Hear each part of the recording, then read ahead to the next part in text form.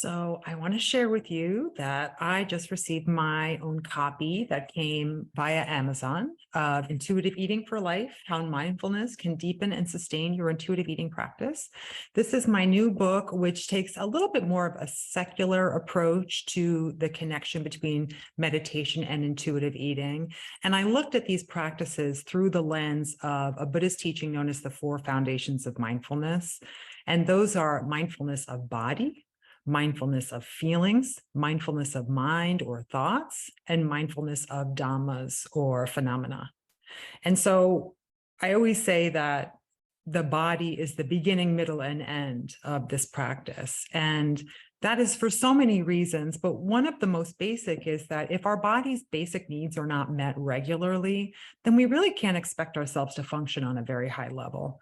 So it's so important to make sure that you're getting the basics of sleep and regular food and satisfaction and even movement, right? Because I make the case in this book that, the body was built to move, it loves to move. And if we strip away all of that noise about the connection between dieting and exercise or exercise and weight, then your body loves to move, right? In ways that are unique to you, not the same way that I like to move or somebody else likes to move. So that is the foundation for these practices, is caring for the body, the physical body. We're not trying to transcend it. And then when we care for the physical body, that puts us in a much better place to work with emotions, right? When we move toward mindfulness of feelings. And it's funny to me that this sort of idea of emotional eating has taken on such a negative charge. I think eating is inherently emotional. Our bodies are inherently emotional. We're emotional, and there's nothing wrong with that. It's more about needing the training and the normalization, the validation of having a full spectrum of feelings and just starting to understand how to work with those feelings, how to make space for them, how to interpret them, how to not misinterpret them as always dangerous if they're a strong negative feeling. Part of working with the feelings is also working with thoughts, which is the third foundation of mindfulness, mindfulness of mind or mindfulness of thought. And that is being able to sort of talk to yourself in a rational, scientific, evidence-based way. And the primary evidence you have to draw on is a lot of lived experience. And I really encourage you in this book to take your lived experience as the most important data in supporting your intuitive eating practice. So working with mindfulness of body, mindfulness of feelings, mindfulness of mind, we start to get into a place where eating, movement, emotion start to feel workable.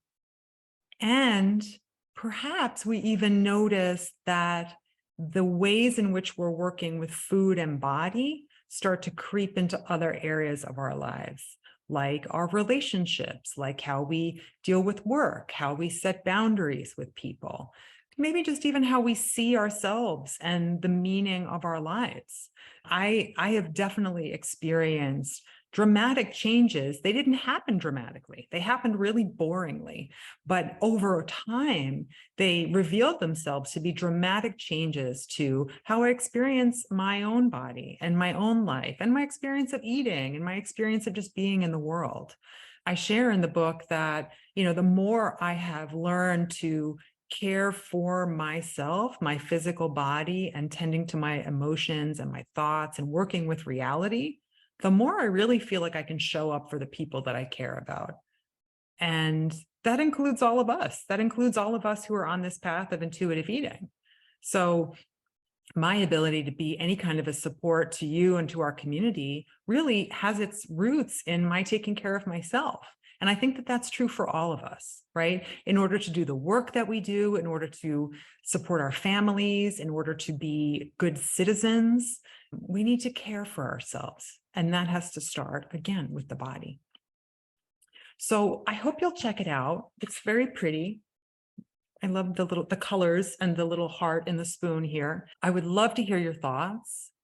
I would love to know how you're working with mindfulness and intuitive eating. And I would love for you to continue to be part of this community. So thank you so much. And yeah, let's be in touch.